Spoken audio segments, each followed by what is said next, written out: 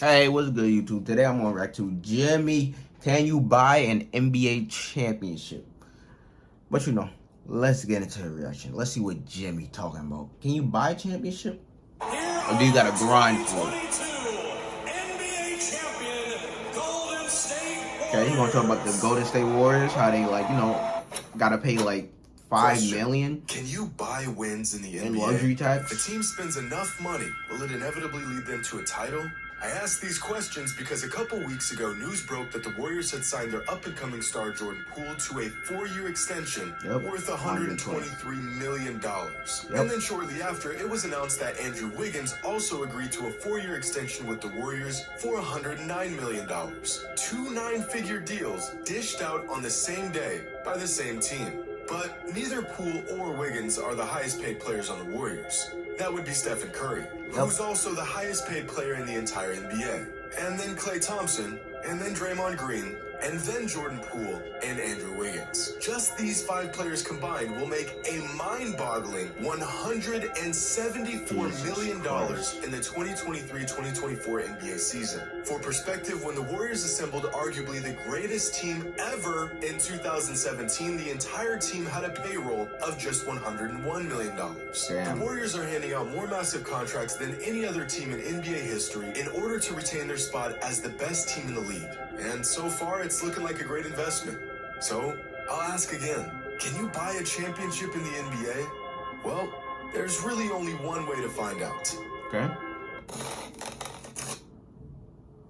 Today's video is brought to you by SeatGeek. A new NBA season is upon down Heat as unanimously the best player on the planet. And in his first season with the team, he made $14.5 million from his NBA salary. At the time, this was a nice big contract for the league's premier superstar. But times have changed. Dang, John Wall, Westbrook. Jesus.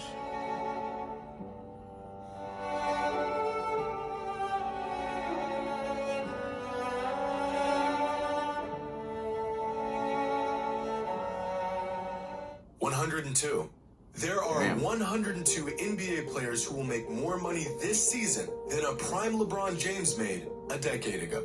Part of this is due to inflation, but mainly this is due to the fact that the NBA simply generates far more revenue than it did back then. But throughout NBA history, teams have been willing to pay an insane amount of money to have a chance at a championship. In Michael Jordan's last season with the Bulls, MJ was paid, quite possibly, the most amount of money relative to his peers in the history of sports. In the 1997-1998 NBA season, Michael Jordan made $33.14 million from his NBA salary. By himself, MJ made more money than the combined team salaries of 19 other NBA teams that season. His contract was so massive that the league implemented a maximum salary rule the following season, which prevented teams from paying the equivalent of an entire roster's payroll to one single player. Even by today's standards, this is a giant one-year salary. But if we adjust for inflation and total revenue driven by the league, Jordan's 1998 salary would be the equivalent of an NBA player making approximately $120 million this season, which makes the contracts of even the highest paid players today look like an absolute bargain. It's insane, I know, but it's true. The man was very valuable, and this massive contract would prove to be well worth the investment. The Bulls needed Michael, and they also knew that having him on the roster was the closest thing to a guaranteed championship. So they paid him and were rewarded for doing putting so. butts in seats. But in today's NBA, a league that's crowded with talent, 9-figure contracts being handed to players coming off the bench, is it possible to buy your way to a championship? If a team is willing to pay a hefty luxury tax and spend more than market value for the available talent, does that guarantee success? Well, first, let's look at the teams that actually won championships throughout the years and how much they spent on their roster. Last season, the Warriors won the championship, and wouldn't you know it, they had the highest payroll in the entire NBA. In 2021, the Bucks won the championship, and they did not have the highest payroll in the entire NBA. In fact, among all teams that won a championship over the last 30 seasons, only 5 championship teams had the largest payroll in the NBA. When looking at the numbers, there's actually almost no correlation to how much a team is willing to spend and whether they win the championship or not. Sure, teams with some of the cheapest rosters virtually never win, but teams that have some of the most expensive rosters also don't win the majority of the time either. And surprisingly, 8 of the last 30 championship teams had a total team salary that was cheaper than the average team salary in the league at the time. The craziest example of this was back in 1995 when the Rockets won a championship despite having the 4th cheapest payroll in the entire league. Money can buy good players, but it can't prevent injuries, locker room issues, unforeseen circumstances, and it certainly cannot buy a championship. But what about wins? Does spending far more money than other teams equate to winning more games than other teams? Well, last season the Lakers had a team payroll of $164 million, and they won just 33 games. That same season, the Grizzlies won 56 games and had a team payroll of just $117 million. The Lakers spent damn near $50 million more than the Grizzlies just to not even make the playoffs. But this is an extreme example of team payrolls not quite converting to wins. So here's a graph of every NBA team last season with team payroll on the left and total wins on the right.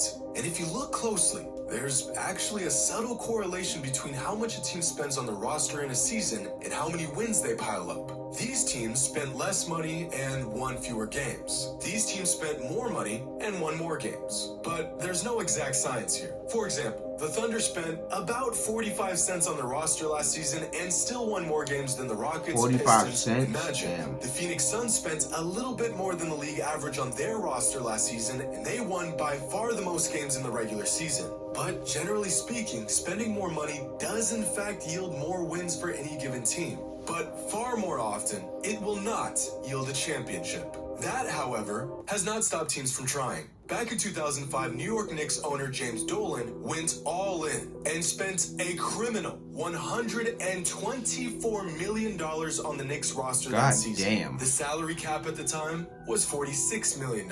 So with a roster payroll that dwarfed the league's salary James cap, Dolan Dolan need to be paid the fucking league fired, a bro. mind-numbing $62.3 million in luxury tax in hopes that his wealth would grant him basketball immortality.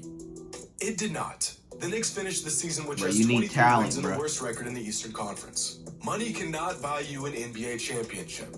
But the goal isn't just to spend as much money as possible. The goal is to sign the best, most cohesive players money can buy to your roster, which in its very nature leads to spending more money. For this exact reason, the rookie contract is by far the most valuable deal in the NBA. Last season, players like Darius Garland and Trae Young were all-star caliber talents for the small price equivalent to that of a bench warmer. Thanks to his rookie contract, Luka Doncic was named first-team All-NBA last season, while being the 126th highest-paid player in the NBA, right behind players like Al-Farouq Aminu, Rashawn Holmes, and Jeremy Lamb. In fact, here's a graph of how much every NBA player is paid relative to how much value they give their teams in terms of win shares. It's not perfect, but it does the job. Now, in a perfect world, every player would be paid exactly what they were worth, which, hypothetically, is this line right here. But of course, this is rarely the case. Jonas Valanciunas and Daniel Theis are examples of two players who get paid exactly what they're worth statistically. Their teams are literally and statistically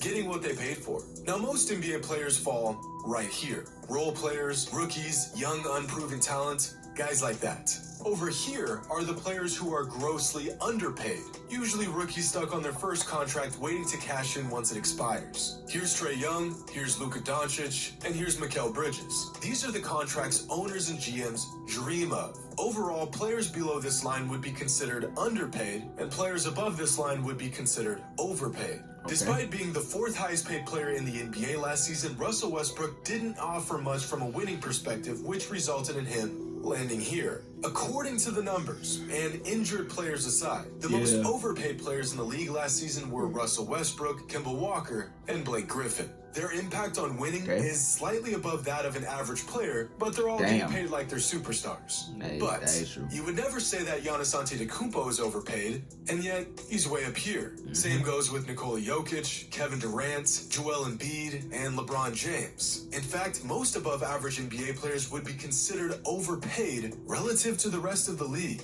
because you're either good enough for ownership to keep you around, which allows you to make demands regarding your contract, or you're just below average, leverage, making you completely replaceable, virtually making it impossible to negotiate a decent contract, and you'll just take whatever you can get. There's hardly any middle ground here, and the Warriors are a glaring example of this. Since after re-signing Jordan Poole and Andrew Wiggins, the Warriors' Big Five land here. God this damn. right here perfectly summarizes the financial aspect of the NBA. Kevin Durant did not contribute 3 times as much to the Nets last season as, let's say, DeJounte Murray did to the Spurs last season. And yet, KD made 3 times as much as Murray did. Because when a player reaches a certain level of excellence, there is no formula to how much they're worth. You don't bargain with these players. Give them the whole fucking team, do bro. not let them walk and risk ruining your chances at a title. You simply pay them whatever they want, and you count your blessings. But according to the rules, the Warriors can only pay Steph so much. Thanks to Michael Jordan, his NBA salary has a very finite ceiling. But the rest of the money can go to every other player that helped them win a championship last season. Steph has reached a level in the NBA, and specifically within the Warriors franchise, where he can demand virtually any dollar amount, and it would be completely justifiable. Steph could ask the Warriors for $150 million a year, and if it wasn't for the maximum salary rule, Joe Lacob would be so eager to get him his money, he wouldn't be able to pull out his checkbook fast enough. Similar to what the Bulls did with Michael Jordan in his last few seasons with the team, the Warriors are going all in with Curry. They know that as long as he's in his prime, they have a damn good shot at winning another title. They've got their hands on one of the greatest players of all time, and a supporting cast that complements his skill set better than anything they could have imagined. So, if it means paying a young Jordan Poole one of the biggest contracts in the entire NBA, paying an aging Draymond Green more money than any other team would offer, and paying Andrew Wiggins exactly what he asked for, it's all worth it.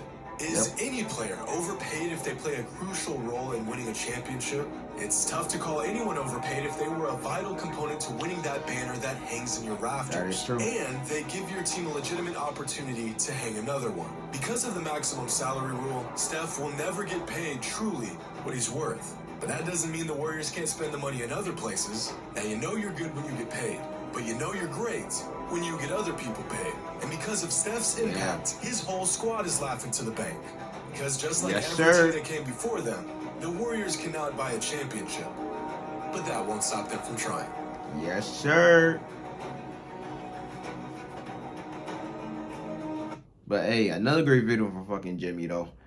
But you already know teams are gonna try their best to, like, you know, buy a championship. But it's mainly about, you know, buying the right talent and buying the right players for like, you know, the type of situation that you in and shit. But bro, man, the Warriors gotta pay like what, $500 million in fucking luxury taxes? Like, damn, bro. But hey, one thing you can never say is that the Warriors is scared to spend money, because they're willing to spend everything they have, bro, if they get another chip. But you know, like, comment, subscribe, suggest anything else you want me to react to, you know, down below in the comments. But check it out in the next one.